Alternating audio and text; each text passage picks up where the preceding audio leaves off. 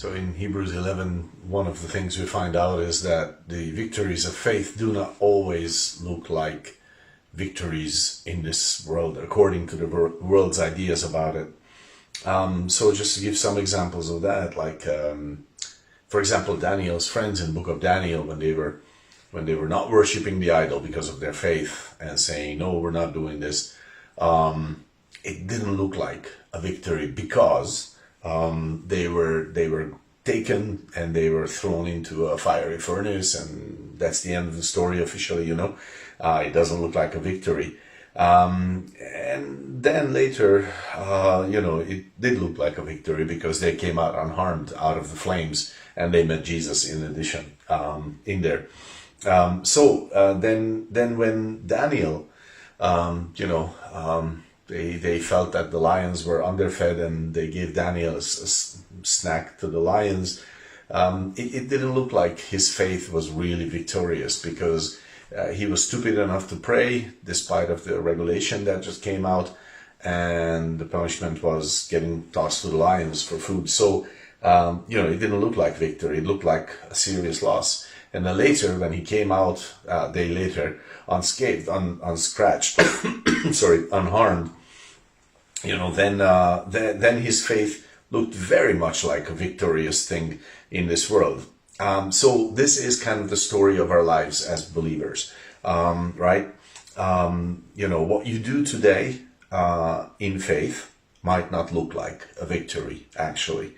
But then one day later in life, or one day at the end of your life, or one day in heaven, it's going to be shown to be, it's going to be obvious that it is actually a victory. Like it will be revealed how great a victory that decision had been.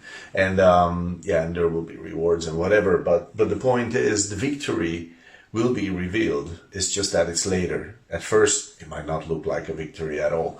And this is one of the reasons why many people find it hard to choose faith over sight, because sight, you choose sight, you get the victory by sight, and then you're happy and you got a victory. Who cares what level it is?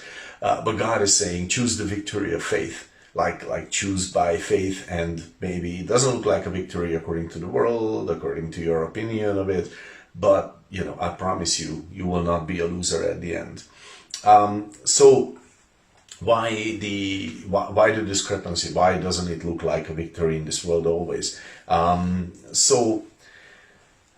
we think of a great victory in this world, we think of, usually the world thinks of something like overcoming something that is impossible, or achieving something. All right.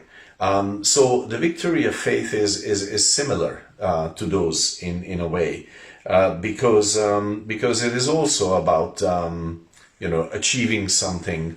It's also about overcoming something, but it is not something that this world appreciates.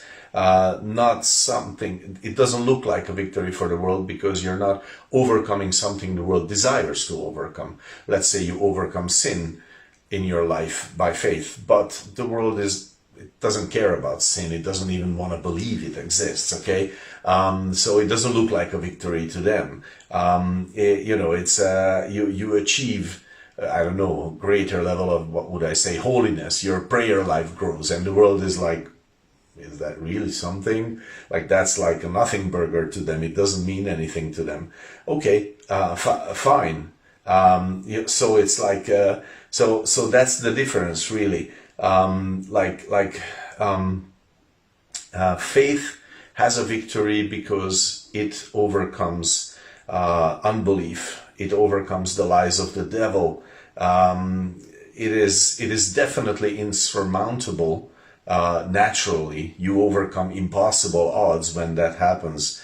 It is definitely an overcoming, but not something that the world appreciates.